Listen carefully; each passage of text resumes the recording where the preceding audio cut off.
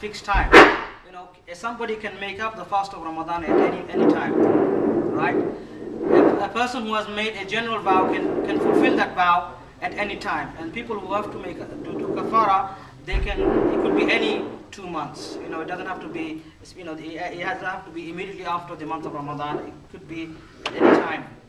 So for these, because the time is not specified, for these obligatory types of fast, intention will not be valid after Fajr. And it has to be done from the night before, from after Maghrib until before the time of Fajr. Okay.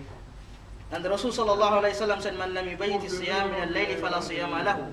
Whoever did not make intention for fasting from the night, then he has not fasted. So without the intention, the fast will not be valid. You see the difference? Because the first type of fast, obligatory fast, the fast of Ramadan, and the specific fast, the time is specified. Okay, the time is fixed. You cannot fast outside the fixed time. For Ramadan and for the specific vow, you may make the intention. Okay, you may delay the intention up until either before the time of Zawal or before midday, according to the Islamic Sharia definition. But the fast which is obligatory but not it is not restricted to any time, then you have to make the intention from the night before. And you can't just wake up in the morning and say, I haven't made intention, I want to fast today, no, because that will not be valid. Now, so these are the obligatory types of fast. Then we have the fast which are wajib, the essential fast. And Imam al-Kazani says that these are this nafal fast which have been started by the person. Now, if somebody starts a nafal fast, it becomes wajib to complete it. Okay. Before you start, it's nafal. It's up to you if you want to fast a nafal fast or not, right? It's an optional fast. It's up to you. You have that choice. But once you have started, it becomes wajib for you to complete it. And obviously, if somebody breaks the fast, they will have to make it up.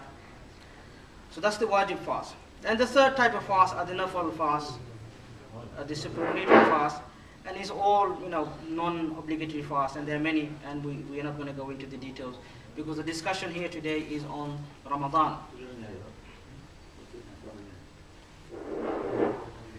Now the beginning of Ramadan is with the sighting of the moon. Okay, just like the beginning of every month, you know, is based on the lunar calendar. But in Ramadan specifically, you know, it is people are encouraged. It is an imperative, in fact, for people to go out and seek the new crescent. When do we do it? Or when should people do it? On the 29th day of Sha'ban. People should go out and look for the new crescent. If the crescent is seen, then people will observe fast the following day. But if for some reason, let's say there was it was very cloudy, or the sky wasn't clear, and therefore on the 29th night we could not see the moon, then we should complete the days of Sha'ban as 30, because either the month is either 29 or 30. So if we couldn't see the moon, obviously we can't see. If we couldn't see the crescent, we cannot fast without seeing the crescent.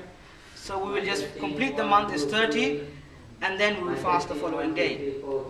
And this is based on the hadith of Rasulullah sallallahu alaihi wasallam, hadith which is muttafaqun alayh. It is in the Sahihain. Sumu li ru'yatihi wa aftiru li ru'yatihi, fa in غم عليكم أو إن غبي عليكم فأكملوا عدة شعبان 30 يوما. Fast with the sighting of meaning of the moon, and break your fast, meaning complete the month of Ramadan with the sighting of the moon. And if the sky is unclear, then complete the period of Sha'ban as 30 days. And this is the opinion of the majority of the fuqaha across the mazahib. It is the opinion of the Hanafi, Maliki and the Shafi'i school. If the sky isn't clear, you complete the days as 30.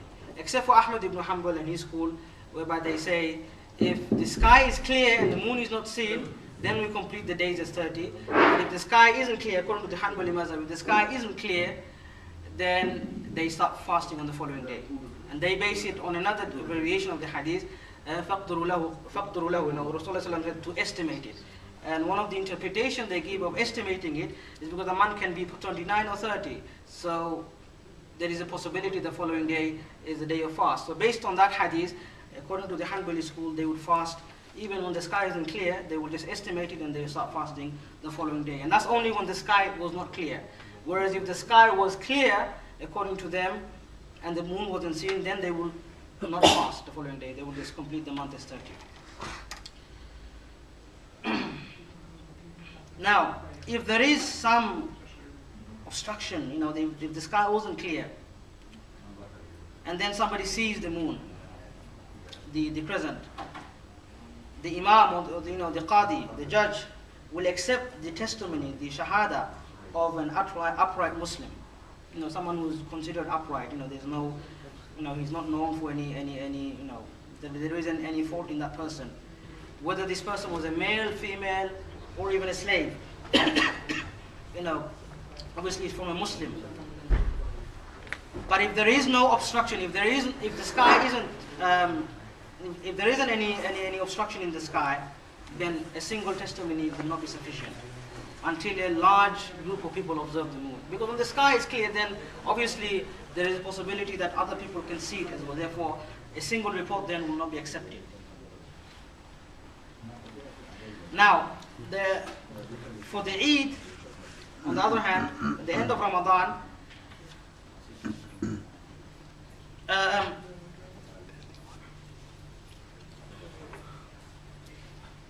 when the sky isn't clear, only the testimony of 2 men, or 1 man and 2 women will be accepted.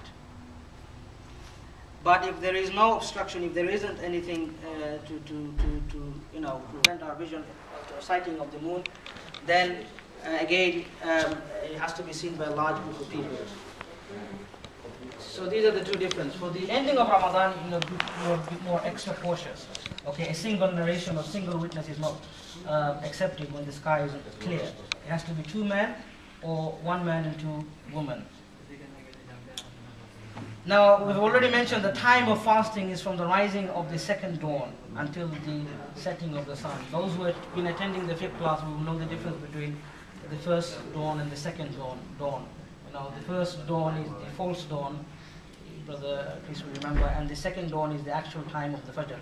And that's when the time of fast begins. وَكُلُوا وَاشْرَبُوا حَتَّى يَتَبَيَّنَ لَكُمُ الْخَيْطُ الْأَبْيَضُ مِنَ الْخَيْطِ الْأَسْوَدِ مِنَ الْفَجْرِ ثُمَّ أَتِمُّوا الصِّيَامَ إِلَى اللَّيْلِ. Eat and drink until the white thread of dawn appears to you distinct from the black thread, then complete your fast till nightfall.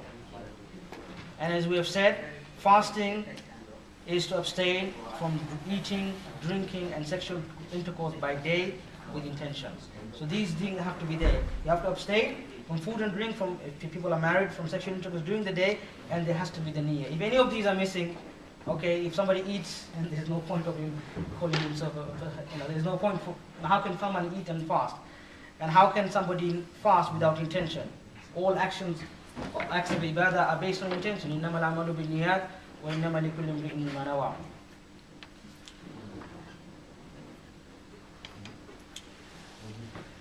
Now, obviously, during the month of Ramadan, there are things which, if people do, it will break their fast. But there are things, if people do, it will not break their fast. If somebody in the month of Ramadan, and please make a note of this because I think somebody mentioned this, not here but elsewhere, that this happened to them, and they thought their fast is invalid and they did something silly.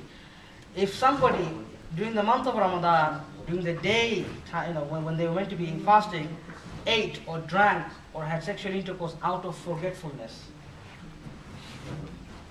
that they forgot that they were fasting. It could happen. It happens to people. Okay, I'm sure a lot of you probably come across this kind of situation where you kind of forgot that it was the month of Ramadan. Something was on the table. You went into the kitchen and one of the females in your house or somebody else was cooking. You said, let me taste that. Right? It happens. It's quite natural. It can happen. You can forget. People forget. If that happens, if people out of forgetfulness, only out of forgetfulness, if they do that, then their fast doesn't break. As soon as they realize or they are told by somebody or they stop anything in their mouth, they have to spit it out. Obviously, they can't continue eating. Rasulullah sallallahu alaihi wasallam said, "Man nasiya wa huwa sa'im, fa'akala aw shariba, falyutimma sawmahu, fa'innama at'amahu Allah wa saqahu." Whoever forgets and eats and drinks should complete his fast, for it is Allah who caused him to eat and drink. It is like a gift from Allah subhanahu wa ta'ala. If that happens to you, don't say, "Oh, astaghfirullah." Obviously, we should stop as soon as we realize that this has happened to you. But at the same time, it is a blessing from Allah subhanahu wa ta'ala. Okay, don't think that you're going to get sinned for that. You forgot, you forgot. In Allah wada'a an ummati al-khata wa nisan, the hadith, Allah subhanahu wa ta'ala has raised from my ummah any kind of mistake, anything that they do out of mistake or forgetfulness, or things which they are forced to do. So, Allah subhanahu wa ta'ala will hold you accountable for this. But as soon as you realize that this is what's happened, you need to stop. Don't say, I forgot to eat. I forgot I was fasting, but it actually tastes good. Let me just finish this food off. Okay, it's in my mouth. How can I throw it out? No, you have to throw it out. You can't. If you then continue eating, then you have violated your fast. Then your fast will be invalid. But if you genuinely forgot, okay, and you ate, then of course that will not affect your fast. And as soon as you realize, you stop, and then you continue fasting. Likewise, if somebody slept during the day and then had an erotic dream, or someone looked at a woman and ejaculated, or somebody did hijama, bloodletting, or maybe in our time somebody had blood test, or somebody who's married, they kissed their wife and there wasn't any ejaculation, then all these things will not break the fast. Okay? So if somebody, and it could happen that, let's say somebody, especially now in the summer day, I'm sure a lot of people during this month of Ramadan will go to sleep after Salatul Fajr. Right? They'll have their suhood and they'll pray Fajr. And Fajr is about 3 o'clock, sometime, around about that time. So after that, 4 o'clock, maybe people go to sleep. And if somebody during that time, between that time after Fajr and up till whatever time they wake up, if they had an erotic dream or wet dream, it will not affect their fast. Likewise, if somebody is overcome by vomiting, his fast is not broken. So if somebody vomits unintentionally, somebody might, for whatever reason, usually people don't vomit intentionally. Some people might have, want to vomit, cause themselves to vomit. But usually, the case is that people don't intentionally vomit. But, if people are overwhelmed by vomit, then the fast doesn't break. Man dhara'ahu al-qayy, Rasulullah said, Man dhara'ahu al-qayy, falaysa alayhi qada, wa man istaqa falyaqdi. The one who is overwhelmed by vomiting, then he doesn't have to make up, he doesn't have to do qada. Whereas the one who causes himself to vomit, the one who intentionally vomits, then he would have to make up for his fast.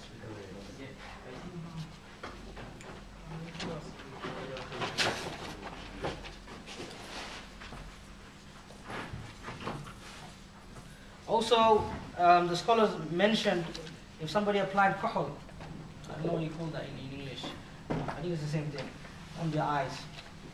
Okay? People in the Middle East and in the time of the Prophet, men used to do that. It's not a common practice in most part of the world now. Now, if people applied that in their eyes, that doesn't affect their fast. Rasulullah used to do that in the month of Ramadan. And based on that, some of the scholars say that using eye drops doesn't affect the fast. But I find something very interesting is that within the Hanafi mazhab, there are opinions that if you use any kind of drops in the ears, or if you have a wound and you applied any kind of medicine, and then one strict opinion within the mazhab is that if it reaches the cavity of the stomach, then it will break your fast. Then the other opinion within the school is that, it is doubtful basically. It might not even reach the cavity of the stomach, and therefore it doesn't affect the fast. But scientifically, from a medical perspective, I think there is more likelihood of the drop reaching the throat and the stomach than something going from the ears. Okay, and this is based on the ijtihad. It's not based on any, as far as I know and as far as my research goes, of this Hanafi school. It is not based on any specific evidence. The evidence for the eye obviously is there. Rasulullah in fact himself used to use eye drops. Sorry, not eye drops, kohol. Eye drops not in his time. Now, based on some of these scholars, like one of the scholars who himself is a Hanafi, Shaikh who passed away, rahimahullah, from Lebanon. I think last year he passed away. And many other scholars have said that كل ما يدخل إلى الجوف عن طريق الفم, anything that enters the jawf, the cavity of the stomach, through the mouth, whether it was food or drink, or it was something useless. And somebody, let's say, pebbles or metal or I don't know, anything useless, that will break the fast. Likewise, if somebody was to inject themselves with something which contains food or nourishment, that will also break the fast. However, if somebody used, and this is what Shaikh Faisal said, أما إبر الدواء سواء كانت في العضل أو في العروق فلا تفطر. Whether you inject it through the muscles or through the veins, if it's medicine which doesn't contain any kind of nourishment, when it doesn't give strength to the body, it's medication that one needs during the daytime, he says, then that doesn't affect the fast. Okay? So let's move on to things which are disliked. So we know things which are permissible, or things which do not break the fast. Now let's look at things which are disliked, although they don't necessarily break the fast, but nevertheless they are disliked, they are makruh in the month of Ramadan, or they are makruh during fasting. If someone tastes with his mouth, somebody tastes his food, the woman in particular, okay, it is makruh. She can do that if there is a need. Okay, let's say she has a husband or whatever who is like very fussy about his food, or maybe the children, they need something.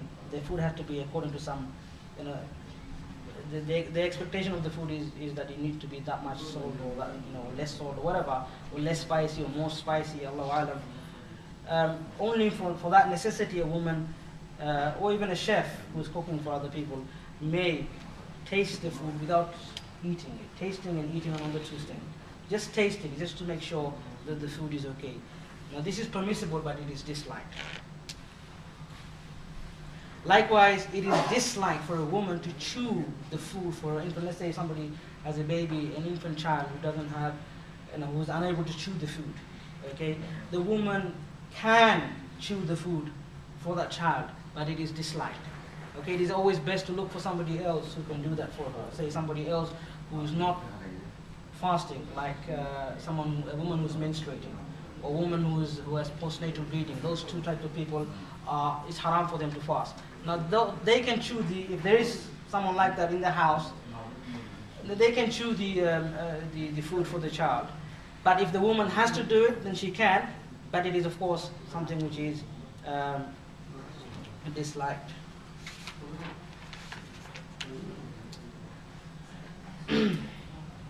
Things that break the fast and require qada. Okay, qada, which means you need to make it up. First of all, if a person ejaculates on account of kiss or touch, and this is obviously applies to men and women who are married, then they have to make up for the fast. Now some people might be very weak, and kissing generally doesn't break your fast, only if it causes a person to ejaculate. Rasulullah sallallahu alaihi wasallam used to kiss his wives in the month of Ramadan, and we find hadith from our mother Aisha radiallahu anha that he used to kiss his wives. And they say al-qiblatu liman qadara ala dhabti nafsi, kissing for the one who can control his nafs. Okay, if somebody is of weak nafs, somebody has the desire is so strong, whether he's a young person or an old person, then people should avoid that if they know that they're weak. And in fact, generally it is not, people should try to avoid this because there is always the risk of something happening. but it is permissible, nevertheless. As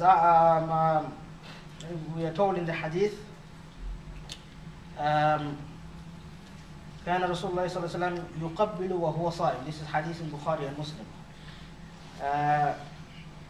He said the Prophet ﷺ used to kiss, meaning his wives, while he was fasting. And there is also a very interesting hadith, Sayyidina Umar ibn Khattab radiyallahu anhu قبل يوما وهو صائم. He kissed one of his wives while he was fasting. فأتى النبي صلى الله عليه وسلم.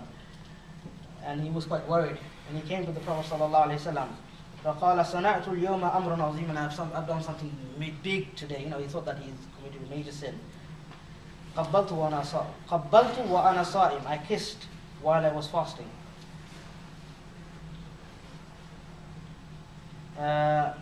Then the Prophet ﷺ said to him, أَرَأَيْتَ لَوْ تَمَضْمَضْتَ بِمَاءٍ وَأَنْتَ صَائِمٌ. He said, what do you think? What do you think about, doing madmada, gargling, without exaggerating, of course, with rinsing your mouth with water while you are not gargling, rinsing your mouth with water while you're fasting. And Umar said, there's nothing wrong with that. Then he said, فَفِيمَا, meaning, then why are you asking this question? It's the same. It doesn't affect your fast. Unless, of course, in the case of rinsing the mouth, if the water reaches the throat and goes into the cavity, that will break the fast. But other than that, if that doesn't happen, just like the kissing, if it doesn't cause somebody to ejaculate, then there is nothing wrong with that. But it's best, of course, to avoid it.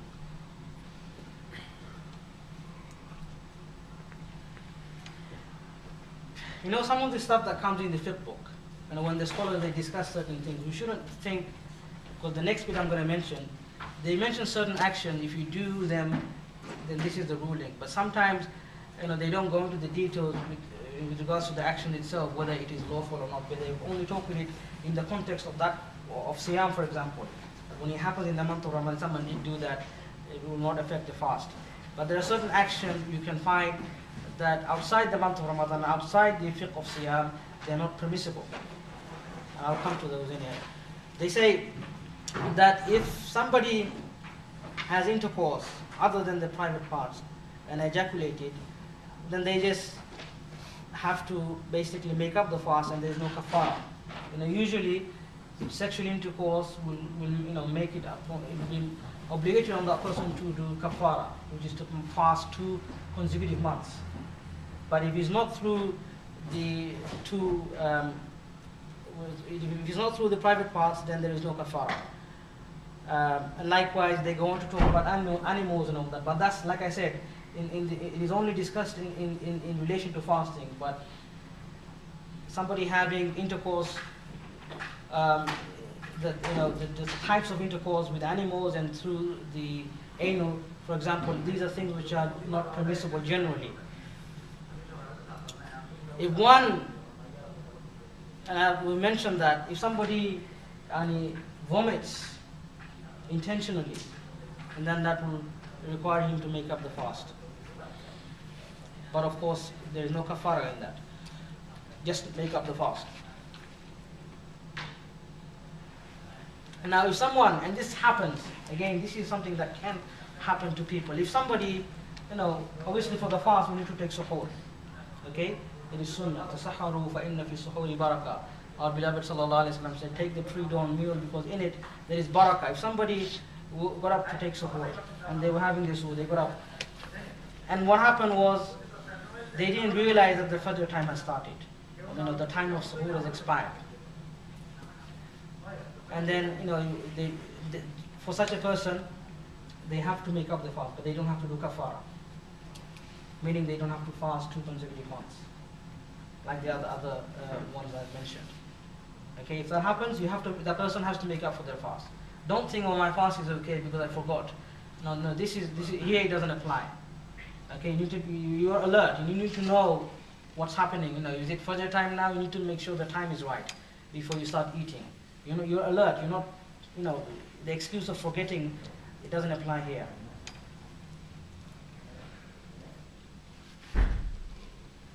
Somebody who becomes conscious, mughma alayh, in the month of Ramadan, he doesn't have to make up for the day he loses his consciousness. But whatever comes after that day, he has to make up.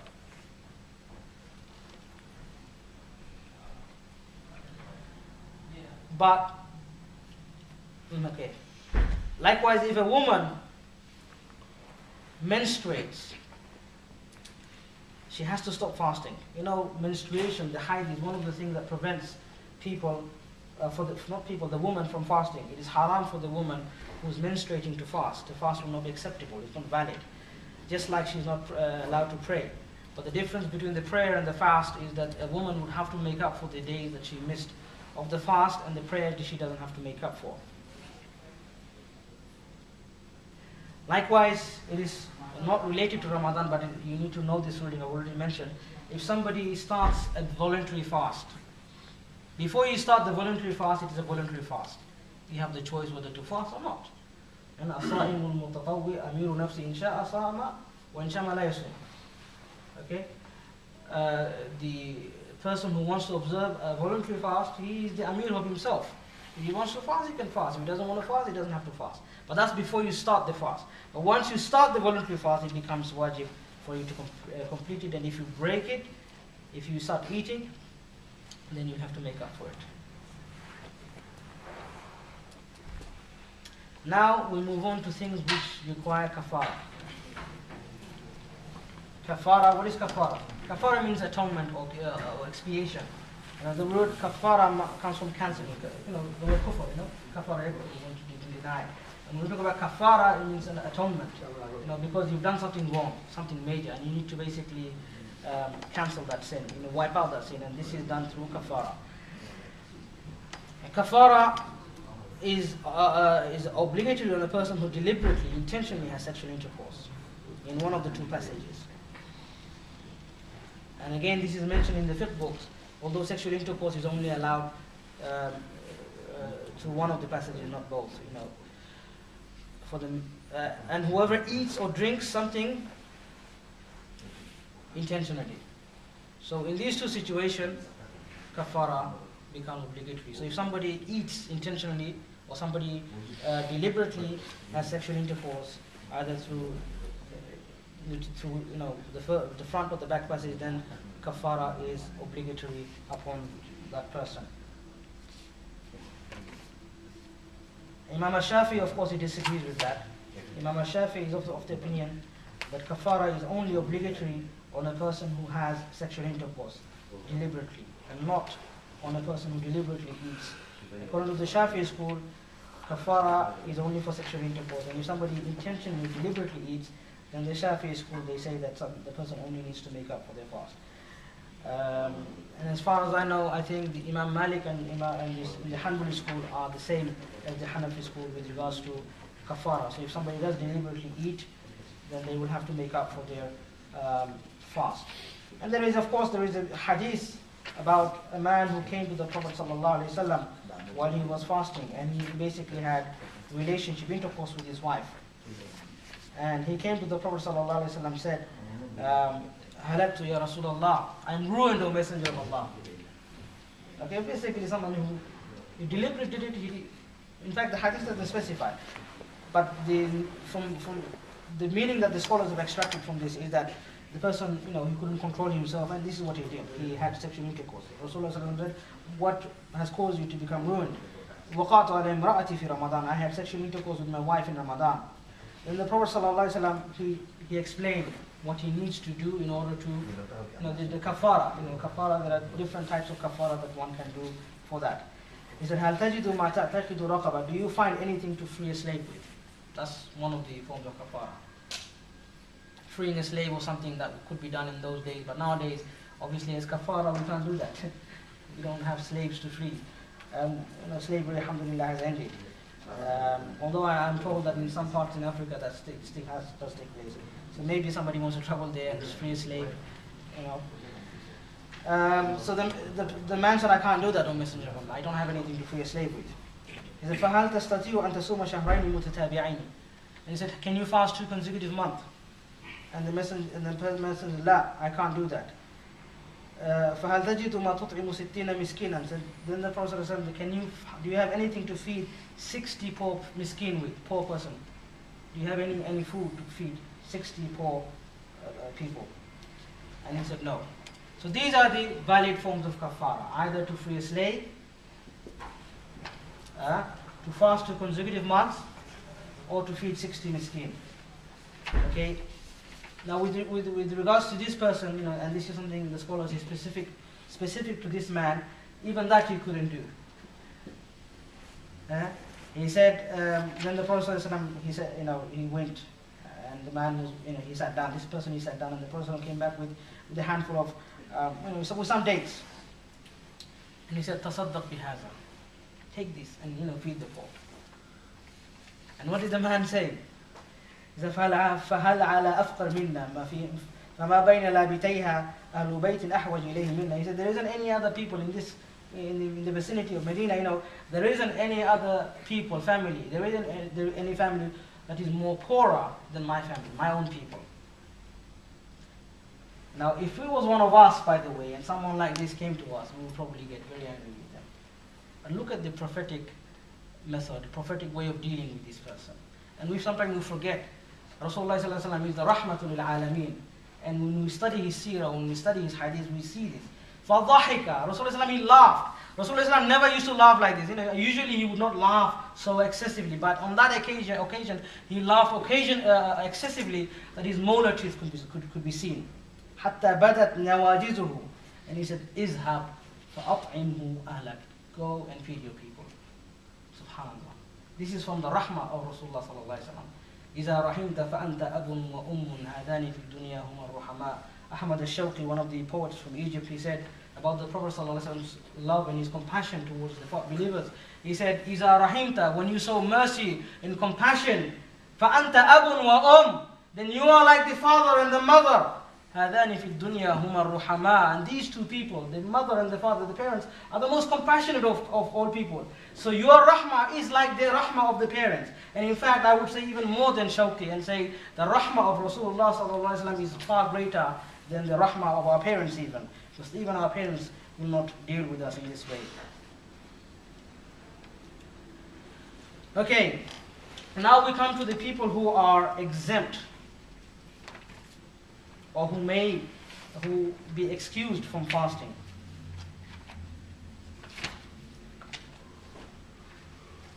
Number one, someone who is sick. وَمَنْ كَانَ مَرِيضًا أَوْ عَلَى سَفَرٍ فَعِدَّةٌ مِنْ أَيَّامٍ أُخَرٍ. In the verse of the fasting, the one who was sick or who was a traveler. If someone who is sick in Ramadan and he fears that his sickness will increase due to the fasting, and don't think that sickness, I got a toothache, I'm going to fast. And don't think that, I've got a small cut here, does that qualify me being someone who's sick? No, somebody who's sick and in the fasting will cause him to become weak, then that person may break his fast and make up on a different day. Likewise, the traveler, okay, he can break his fast and make up on a different day. Now, if a traveler, he or she has the strength to fast and they can fast, then it's better for them to fast. But they are excused. Excused due to the traveling, but they will have to make up for the day. فَمَنْ كَانَ مَرِيضًا أَوْ عَلَى سَفَرٍ فَعِدَّةٌ مِنْ أَيَّامٍ أُخَرٍ. The one who was sick or was a traveler, then they have to make up for their fast on a different day. So that's fast still is, making it up is obligatory.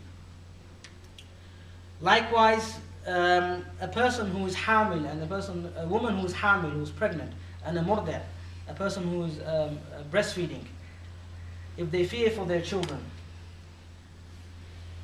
and they do not fast, it's fine, they can do that, but they will have to make up afterwards. Is that clear? But if they can fast, then that's better. If they can fast, if it doesn't harm the children or themselves, then that's fine. They can fast. It's not that woman. It's not like the women who are menstruating or having their postnatal bleeding. Here, the woman, it depends on their situation. If the situation is not so bad, then they should fast, and they could fast. But if there is a fear for their children, and their children, the fetus, might be affected by, and if they've been told so by a trustworthy person, it's not that I think It's not based on what I think. If a doctor, a trustworthy doctor, and they say even a Muslim doctor, will say that, sister, because your pregnancy, there's some complications, and if you were to observe the fast, it will affect the fetus, then that's fine. But not based on what generally we find women who are pregnant, they are able to fast, and if they can, then they should. Now, how is the days of Ramadan, the qada, should we do the qada? Do we have to do them consecutively, or do we have a choice to spread them out? The qada, you don't have to do it consecutively. You can spread them out. Okay, you have a time between, the whole year to make it up. You can do it consecutively if you want. You can if you had the 10 days of fast to make up, after Eid, do 10 days of fast and that's it. You don't have to do it, spread it out. Some of the scholars say it is best to spread it out. Some of the scholars say, have 1 or 2 fasts every week. And it's better to do it in that way. But all of the scholars are in agreement across the mazahib that you can fast and by spreading it out, and you don't have to do it consecutively. Now, if somebody delayed their fast until the next Ramadan came, what should the person do? Obviously, if it's Ramadan, you have to fast the Ramadan that's here now. So don't say, I'm going to do the qada of last Ramadan, this Ramadan. That won't be valid. Because even if you make that intention, it will be the fast of this Ramadan. You will still have to do the qada of the previous year. Imam Shafi'i, as far as I remember, their school, they're quite strict on this matter. They say a person should not delay the fast without any uzr. Okay, if they had a genuine reason, then that's fine. They can make up the previous year's fast after the second fast that has come, the second year's fast, after Ramadan, after the second Ramadan. However, the Shafi'i school, they say that if the person unnecessarily delayed it, then they would have to still do the qada, but at the same time they have to give fidyah, feed a miskin for each day of fast they miss. This is the Shafi'i position.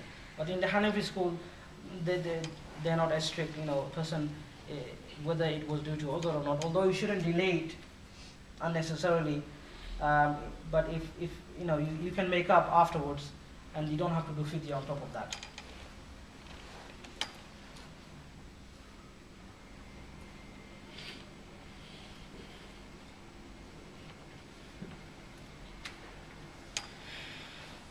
Okay, if a musafir dies while they are in that condition, they are in suffer, and then it is not obligatory upon them to make up. But if they, obviously they came back from their suffer, they became resident again, and then they were to die, then obviously that has to be made up, for. Meaning, it is something which is a burden on themselves, and their awliya would have to,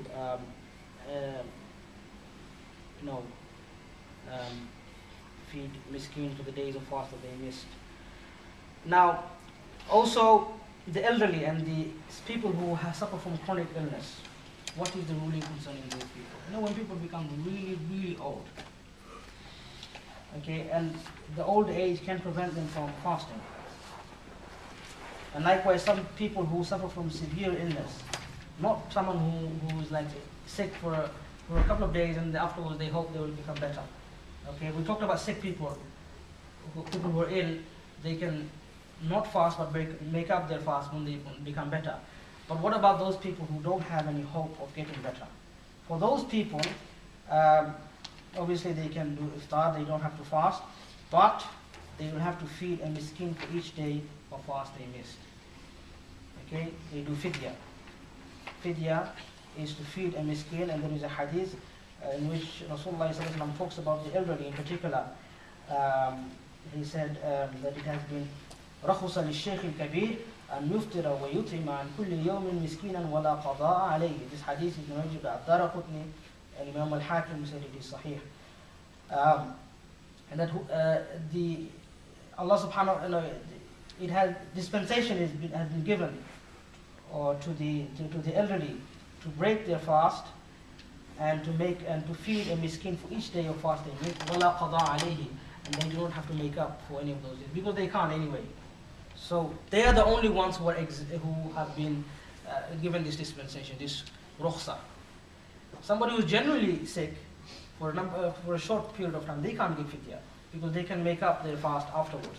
But only those people whose illness is so severe that there is no hope of recovery, like people who have severe diabetes that they need food in the day, okay, or a person who's really ill, elderly, and they can't go without eating during the day. For such people, they don't have to fast, but they give fidyah. Now, let me talk about some of the adab, and this is the last thing that inshallah I'll cover today. Some of the adab, etiquettes of fasting. First of all, to take the suhoor, the pre-dawn meal. Some people they think, oh come on, it's not compulsory. No, it's not compulsory, but again it is a sunnah. And Rasulullah sallallahu alaihi wasallam said, "Tasahharu fa inna fi as-suhuri barakah." Take the pre-dawn meal because in the pre-dawn meal there is barakah. This hadith is in Bukhari and Muslim. And suhoor could be with anything, any amount of food. It could be, if people don't feel like eating, and at least maybe a date or even a glass of water, that would be sufficient as suhoor. And the time of suhoor is from the midnight until the time of fajr. And of course, it is preferred, it is sunnah, it is recommended to delay, not to have suhoor at the earlier time, but to have it at the later time. But don't delay it until fajr, of course, then your fast will not be valid. Okay? Ta'jilul iftar, being hasteful with breaking the fast. And being hasteful doesn't mean that you break the fast before the time of Maghrib. Being hasteful means when the azan is, when the sun has set, and you've heard the azan for Maghrib, don't say, I'm going to wait 10 minutes now. Maybe by waiting 10 minutes I'll get reward. No. As soon as the time of iftar has come, break fast. لا يزال الناس, Rasulullah sallallahu alaihi wasallam, لا يزال الناس بخير ما عجل الفطر. People will remain upon good as long as they are hasteful in breaking the fast. This is in Bukhari and Muslim. Ad-du'a in the iftar. To make dua at the time of iftar. You can make dua generally, it is one of the best times to make dua. But dua specifically, one of the dua that we're taught, which is related to the fast itself, Rasulullah, and this is one of the authentic dua, by the way. There are many others, but this is the one that is authentic. ذهب الظمأ وابتلت العروق وثبت الأجر إن شاء الله تعالى. And basically this means ذهب الظمأ, means the thirst has gone. وابتلت العروق, and the veins have become wet. وثبت الأجر, and the reward is become certain, insha'Allah ta'ala, if Allah the Almighty wills. Beautiful dua, very beautiful dua. ذهب الظمأ وابطلت العروق وثبت الأجر insha'Allah ta'ala. You will find this dua, if you don't know it by heart, in Hisnul Muslim. Also you can add to this dua the general dua which people recite before eating. Allahumma barik lana fima razaqtana wa qina adhabana. You can add to that. This is one can do. Fourthly, you have to give up things which giving up any kind of bad habit or thing which goes against the spirit of fasting or goes against the character of a Muslim.